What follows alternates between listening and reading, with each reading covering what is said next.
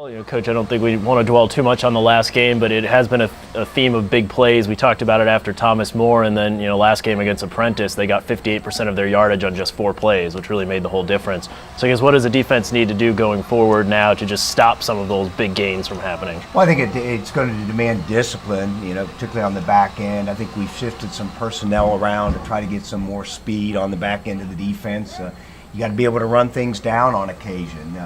But I agree with you. I think anytime you have a loss followed by an open date, that can be a long 2 weeks. But it allowed us really to kind of examine some things, look at some people, and we're going to demand discipline. Hampden-Sydney's a team that has a strong arm quarterback. They got 2 experienced wide receivers, and I'm sure people have had time to study us too. In seeing that, they're going to see that as an easy answer because you're very accurate.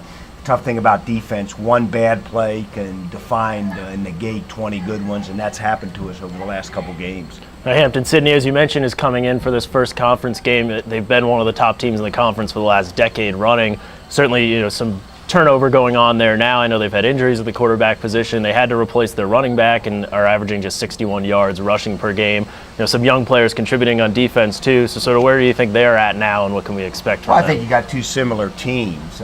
You see them play a CNU team that is a very good football team that beat Wesley by 21 points, and they were down 3 with about 5 minutes to go in the fourth quarter until they turned the ball over, where they got in a position where they had to take some risks. So they're very similar to us. I think their kids have been getting the same talk in terms of we've got a wide open league. Just look at where everybody's at. Two of the bottom-rated teams are undefeated. Guilford, that was picked high, is doing very well, and I really think their mantra is probably the same one we've been getting here the last 7, 8, 9 days, is that, hey, we're 160 minutes away from being in first place, and I think it's a great rivalry, and it'll be one of those games that what's happened in the previous 3 weeks really aren't going to impact it. I think you're going to see 2 high-energy, well-prepared teams playing on Saturday.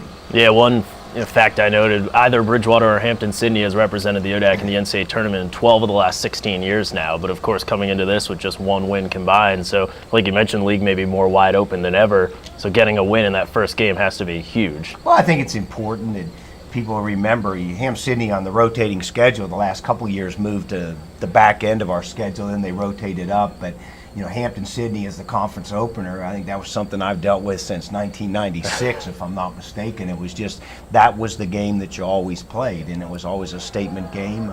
I think it turned it into a good rivalry. It made something that you had to be ready right out of the gate, and that's the approach we've taken. I've competed against these coaches for a long period of time. I have a lot of respect for them, and I remember when I got here many years ago, I met with the people, and I didn't know a lot about Bridgewater and Division III, and I said, who is your rival? And their comment was, well, Hampden-Sydney is our big rival, and I opened up a press guide, and I remember our record against them was 3-49, and as I told the president at the time, I said, we either got to change our rival or change some things here within the system, and we've changed some things in the system. It's really been a balanced game over the last 20-some years.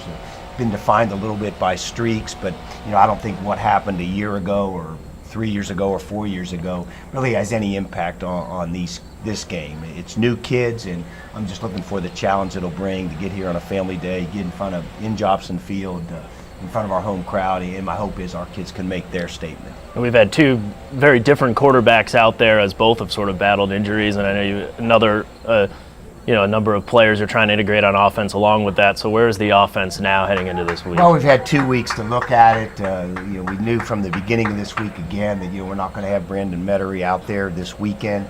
So we're going to, Jay is the quarterback. We've tried to build the offensive round. I think we got to try to continue to expand our running game, and then we need to do to other people what's been done to us. We got to increase our explosion plays, try to get the quick, fast points, use some of the speed that we do have on the perimeter, get them involved here a little bit more, and certainly put pressure on a team. I think both teams are going to bring great energy into the game. Hey, there's probably a little doubt into the game, and probably how you play well early will be important this Saturday.